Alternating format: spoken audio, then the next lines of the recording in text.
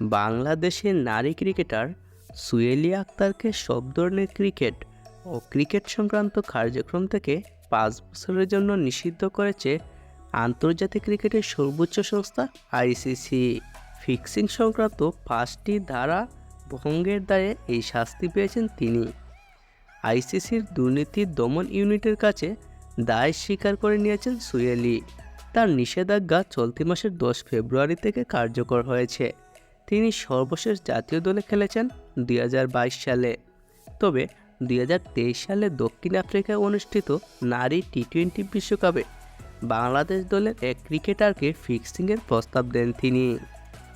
আইসিসির প্রতিবেদনে 2.1.4 দ্বারা ভঙ্গের কথা বলা হয়েছে, যেখানে তিনি প্রত্যক্ষ বা পরোক্ষভাবে কাউকে ম্যাচ বা স্পট ফিক্সিংয়ে সম্পৃক্ত হতে উৎসাহিত করেছেন বা প্ররোচিত করেছেন।